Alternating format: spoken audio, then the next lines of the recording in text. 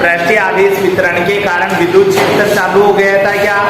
ठीक है, इसमें लिखा था बेटा अपन ने एक पृष्ठ लेते हैं, ठीक है, एक पृष्ठ लेते हैं, ठीक है बेटा, जिसका क्षेत्रफल तो कितना है S और इसे दिया गया आवेश क्या है बेटा? स्मॉल q, ठीक है, जो क्या होता है पृष्ठ की सतह पर एक समान रूप से, पृष्ठ के अंदर एक समान रूप से क्या होता है वितरित।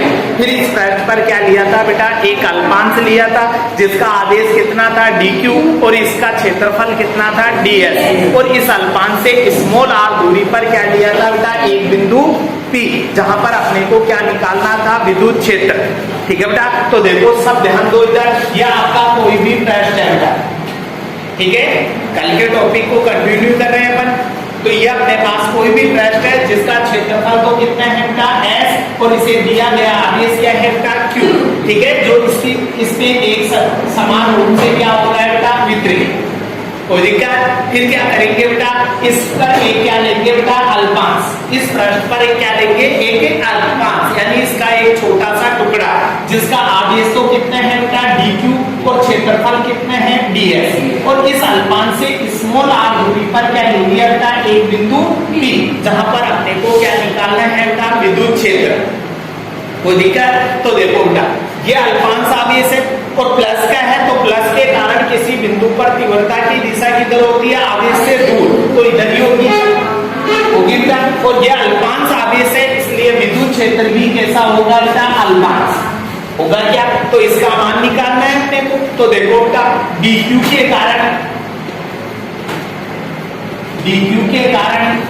P पर विद्युत क्षेत्र या तीव्रता,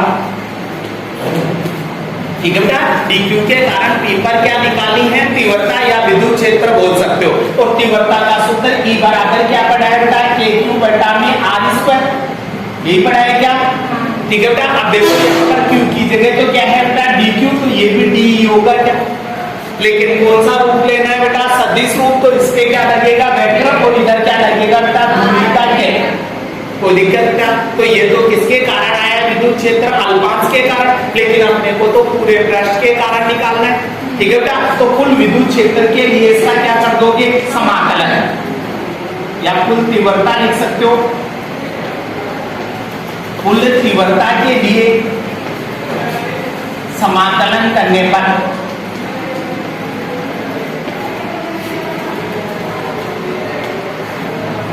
ठीक है बेटा, कुल तीव्रता निकालनी है, इसलिए इसका क्या कर दो बेटा? समाकलन। तो इधर भी समाकलन d वेक्टर, इधर भी समाकलन k dq बटा में r² और r², ये आएगा क्या?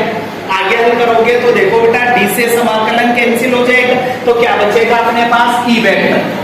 तो इधर तो क्या बच गया बेटा? e वेक्टर बराबर, ठीक है।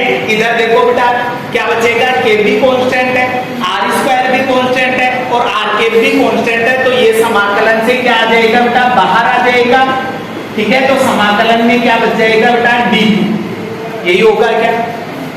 बोलो बेटा, आगे अपने को किसका मान चाहिए? समाकलन में dq ना आके क्या आना चाहिए बेटा? ds, क्योंकि पृष्ठ किस पर निर्भर करता है? क्षेत्रफल पर। तो इसका मतलब dq की जगह पे क्या लाना है? ds। और बताओ बेटा, dq और ds किस में आता है? पृष्ठीय आवेश घनत्व में। तो देखो बेटा, पृष्ठीय आवेश घनत्व से, पृष्ठीय आवेश घनत्व से, ठीक है बेटा, पृष्ठीय आवेश घनत्व से क्या पढ़ा है अपन ने? सिग्मा बराबर dq बटा ds पढ़ा है क्या? तो यहाँ से dq का मान निकालोगे तो dq बराबर सिग्मा ds आ जाएगा क्या? आएगा बेटा। ये वैल्यू उठा के यहाँ पर रख दे, ठीक है बेटा। dq की वैल्यू कहाँ पर रख दोगे? इसमें। तो रखो बेटा, क्या आएगा अपने पास? e वेक्टर ऐसे कैसे? k बटा r² और r के पैसे कैसे? तो समाकलन में क्या बचा बेटा? dq की जगह सिग्मा ds, यही होगा क्या? सिग्मा कांस्टेंट है, बाहर आ जाएगा, तो अपने पास e वेक्टर बराबर क्या आएगा बेटा? k सिग्मा बटा में r² और r, ये आएगा। तो समाकलन में क्या बचा बेटा? ds, और d से समाकलन कैंसिल हो जाएगा, ठीक है। d से समाकलन कैंसिल होगा तो क्या बचेगा बेटा? s। इसका मतलब वेक्टर e का मान कितना आएगा बेटा? k सिग्मा s बटा में r² और r, तो ये है बेटा पृष्ठीय आवेश वितरण के कारण विद्युत क्षेत्र।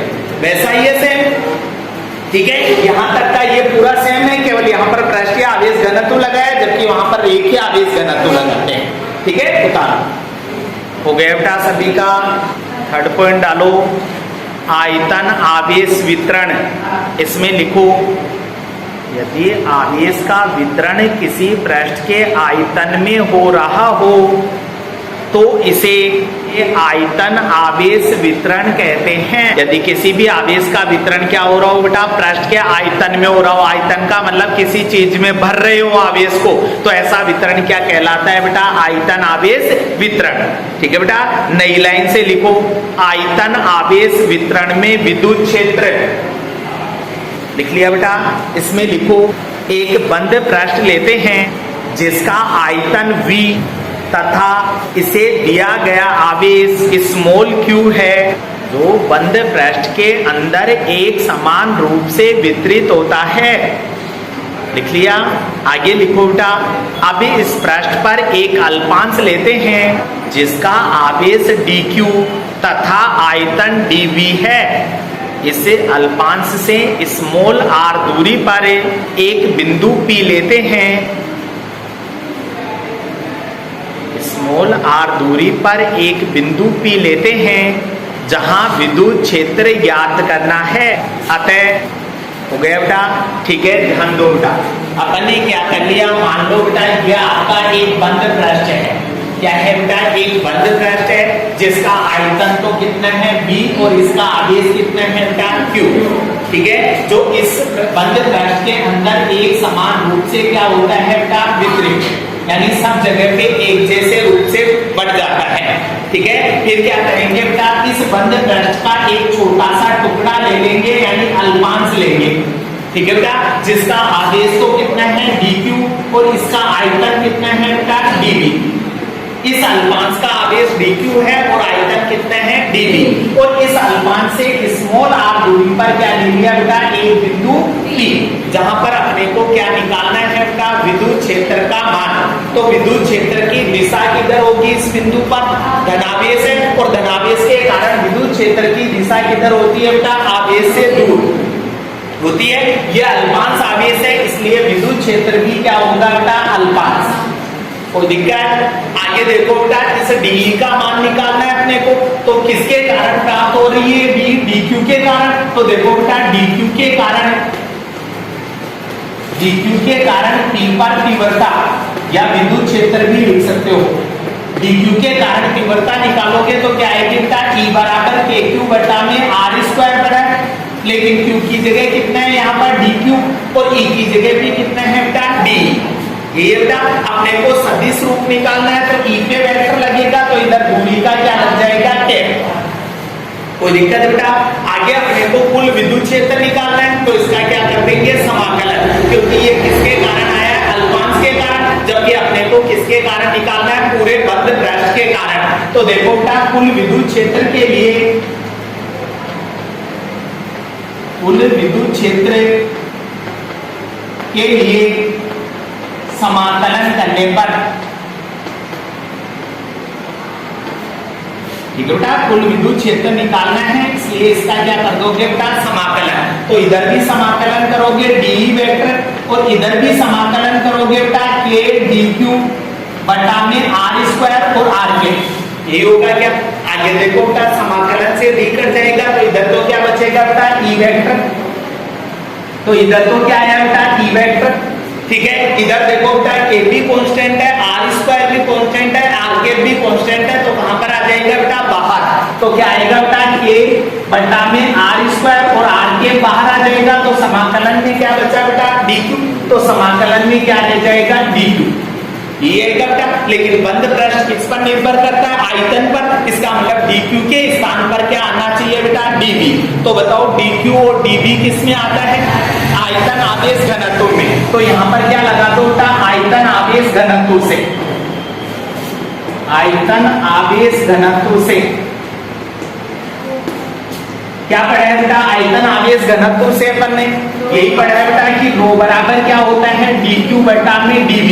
यहां से अपने को dq का मान चाहिए तो dv इधर चला जाएगा, इधर भाग में इधर जाएगा तो किसमें होगा गुणा में, तो dq बराबर क्या आ जाएगा बेटा रो dv आ जाएगा, आएगा बेटा। इस वैल्यू को उठा के यहाँ पर रख दो बेटा, तो रखोगे तो अपने पास क्या आएगा बेटा ई वेक्टर ऐसे कैसे k बटा में आर स्क्वायर और आर के पैसे कैसे, और समाकलन में क्या आ गया बेटा रो dv आ गया है, रो कांस्टेंट है बेटा बाहर आ जाएगा, तो ई वेक्टर बराबर के रो बटा में आर स्क्वायर और आर के और इधर केवल dv बचा क्या, और d से समाकलन कैंसिल हो जाएगा तो क्या बचेगा बेटा v, और v को इससे गुणा करोगे तो ई वेक्टर का मान कितना आएगा बेटा के रो v बटा में आर स्क्वायर और आर के, और बेटा तो ये होता है बेटा आयतन आवेश वितरण के कारण विद्युत क्षेत्र।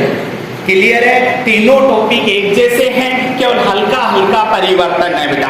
सब में यहाँ तक का भाग कॉमन है, यहाँ से चेंज होता है, ठीक है। किसी में रेखीय आवेश घनत्व, किसी में पृष्ठीय आवेश घनत्व, किसी में आयतन आवेश घनत्व, ठीक है बेटा। ई का मान रेखीय आवेश वितरण के लिए क्या आता है बेटा लैम्डा एल बटा में आर स्क्वायर, लैम्डा एल आ जाता है यहाँ पर। पृष्ठीय आवेश वितरण के केस में सिग्मा एस आ जाता है, और आयतन आवेश वितरण के केस में रो भी आ जाता है, बाकी सेम रहता है, ठीक है। उतार लिया सबने। नेक्स्ट टॉपिक डालो बेटा गाउस का नियम या गाउस प्रमेय, इंपॉर्टेंट डाल लेना बेटा इसके। इस टॉपिक में बोर्ड में क्वेश्चन पूछा जाता है बेटा।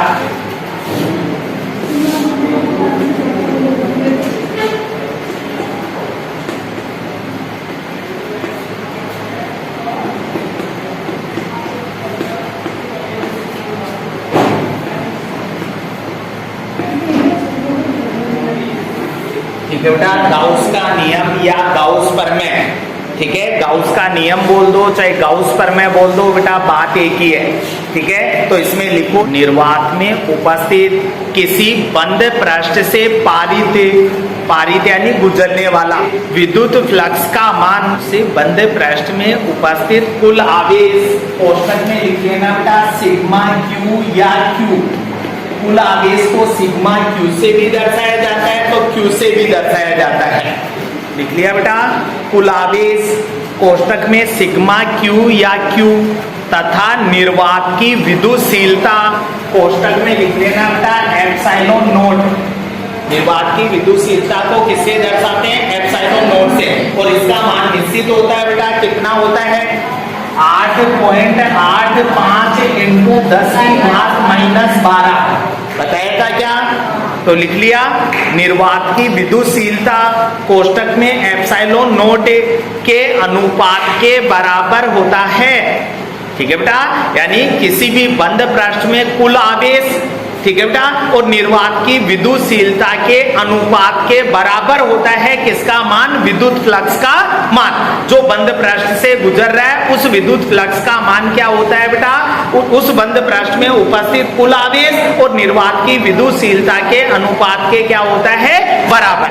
अर्थात क्या होगा बेटा फ्लक्स को किससे दर्शाते हैं फाई ई से, यही दर्शाते हैं। तो फाई ई का मान किसके बराबर होगा बेटा कुल आवेश यानी सिग्मा क्यू बटा में निर्वात की विद्युतशीलता यानी एप्सिलॉन नॉट।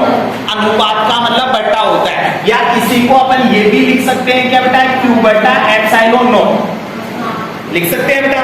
देखो एप्सिलॉन नॉट का मान कितना होता है 8.85 इंटू 10⁻⁻12। तो इस वैल्यू में इसका भाग देना थोड़ा टिपिकल होगा, इसलिए इसका एक नया फॉर्मूला और बना लेते हैं ताकि आपको न्यूमेरिकल करने में सुविधा रहे। तो देखो बेटा क्या करते हैं अपन इसको 4 पाई से ऊपर व नीचे क्या कर देते हैं गुणा। ऊपर व नीचे गुणा करने पर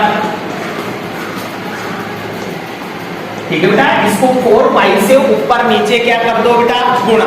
तो फाई ई ऐसे कैसे, इसको 4 पाई से गुणा करोगे तो 4 पाई क्यू होगा क्या, और नीचे भी 4 पाई से गुणा करोगे तो 4 पाई एप्सिलॉन नॉट होगा क्या।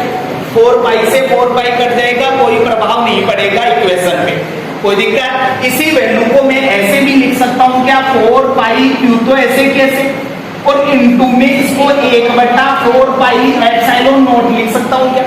वापस गुणा करोगे तो इसको 1 से गुणा करोगे यही आएगा, ठीक है। और 1/4 पाई एप्सिलॉन नॉट किसका मान होता है? के का। तो इसकी जगह पे अपन क्या रख सकते हैं बेटा? के।